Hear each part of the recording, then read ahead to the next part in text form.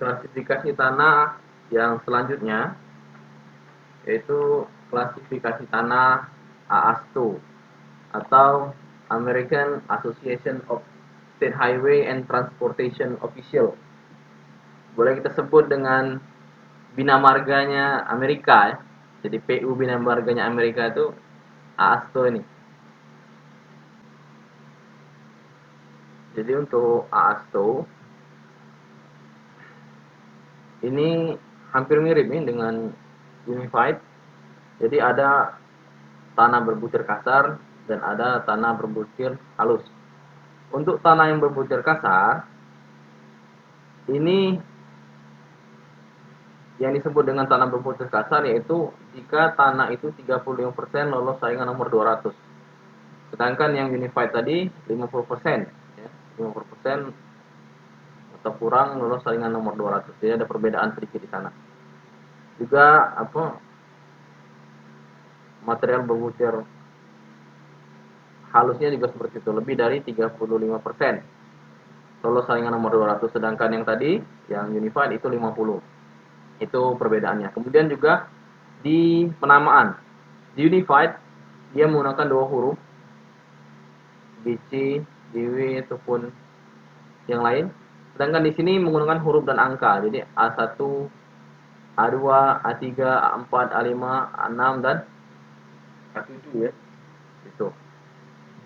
Jadi prinsipnya sama, yang dilihat di sini adalah persen lolos ataupun analisa saringannya. Jika cara membacanya seperti ini. Jika di sini terdapat 50%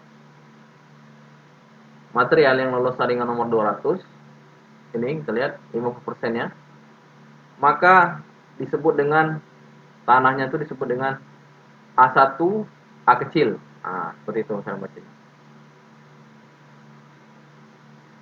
Atau dia lolos saringan nomor 40 30%, dia sama disebut A1 A kecil. Sedangkan misalnya seperti ini, kita lihat. Kalau batas cairnya yang kita lihat adalah batas cair atau sifat plastisnya yaitu 40%, nilainya di sini karakteristik yang lolos saringan 400, maka disebut dengan tanah A4. Oke. Jadi tingkat ini jenis materialnya untuk tingkat kegunaan sebagai subgrade-nya. Dari sini yang baik untuk subgrade ini berdasarkan ini yaitu A1, A2 dan A3. Jadi dari sini lingkup ini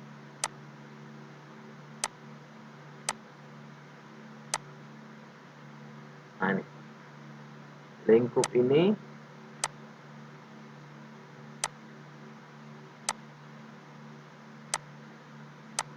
lingkup yang merah ini sangat baik untuk subgrade ya, untuk tanah timbunan. Sedangkan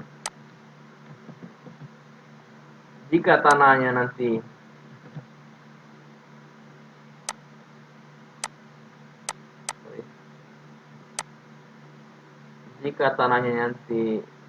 diketahui dari hasil itu berada di posisi sini, maka ini cukup baik hingga buruk. Artinya lebih baik tidak digunakan ya, tidak digunakan. Tapi kalau tidak ada material lain yang digunakan ya apa boleh buat. Karena di lapangan itu tergantung material juga ya, tidak bisa kita paksakan. Seperti ini.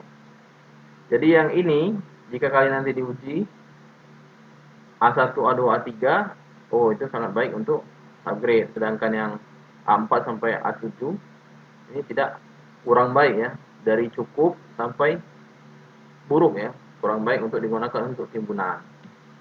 Ini untuk klasifikasi dari AASTO. Selanjutnya ada yang namanya klasifikasi dari ASTM atau American Society Testing and Material ya. Sama dengan sistem klasifikasi yang Unified, dia menggunakan 2 huruf ya. Di sini kita lihat ada CL, OL, CH, OH. CL ini lempung dengan plastisitas rendah, OL di sini tanah organik dengan plastisitas rendah ya. Yang dia lihat ataupun bagaimana cara membacanya nanti, contohnya seperti ini. Apa tuh? Diambil dari sini. Ada yang namanya indeks plastis, ini didapat dari Bud Atterberg. Kemudian ada yang namanya liquid limit ya. Liquid limit di sini sama nanti didapat dari Bud Atterberg. Nanti dua ini akan dikombine dan nanti menjadi suatu sampel tanah tertentu. Contohnya seperti ini. Misalnya nanti diketahui liquid limitnya itu dinilai 30% ya. Ya, seperti ini.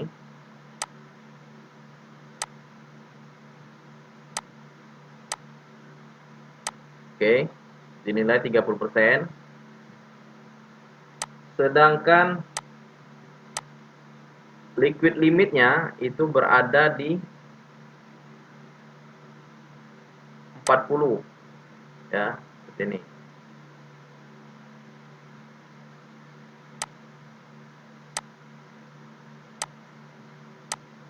Maka dari sini kita ketahui bahwa posisi tanah itu berada di nilai CL atau OL. Jadi jenis tanahnya itu lempung, mempunyai plastisitas rendah, atau organik plastisitas rendah. Jika nilainya berada di sini, bisa plastis indeksnya 30, namun liquid limitnya berada di 70, artinya contoh di sini, ini lanau berplastisitas rendah ataupun organik berplastisitas rendah. Jadi begitu cara membacanya untuk yang ASTM. Jadi sama cara membacanya, tapi yang berbeda kalau yang dua tadi berdasarkan analisa saringan dan Bud Atterberg, di sini hanya menggunakan Bud Atterberg sebagai panduan untuk menentukan jenis tanahnya. Selanjutnya ada yang klasifikasi yang bernama British System atau BS ya. Sama seperti yang tadi, kerikil disebut dengan gravel atau G, pasir sand. Tapi yang sedikit membedakan di sini, ada plastisitas rendah dan plastisitas tinggi, ada plastis rendah dan tinggi, ada rendah, sedang dan tinggi. Kalau tadi rendah dan tinggi saja. Kemudian ada plastisitas sangat tinggi dan plastisitas ekstrim, ya. Ada juga yang gambut. Jadi di sini ada sedikit perbedaan, lebih mendetail ya, lebih mendetail. Untuk cara membaca ini juga sama ya. Jadi nanti yang dilihat adalah indeks plastisitas dan batas cair atau liquid limit. Sama seperti membacanya tadi. Nanti jika ketemunya di sini, nilai plastisitasnya 40, kemudian batas cairnya ketemunya di sini, bisa disebut dengan tanah CH ya. Bisa dimengerti ya sampai di sini. Jadi seperti itu cara membacanya. Selanjutnya ada juga klasifikasi tanah USDA. Ini United States Department of Agriculture atau Departemen Pertanian dari Amerika. Dia menggunakan segitiga ataupun piramid seperti ini dalam menentukan jenis tanah ya. Sama yang dilihat adalah persentase dari ini, dari clay ya. Kalau dari SDA ini clay yang dilihat, kemudian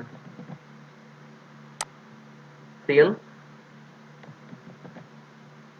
kemudian sandnya yang dilihat. Jadi 3 jenis tanah ini dilihat. Nanti kalau dia ketemunya di mana seperti itu. Jadi misalnya 50%, sillnya 50%, sandnya 50%, nanti diketahui yang mana.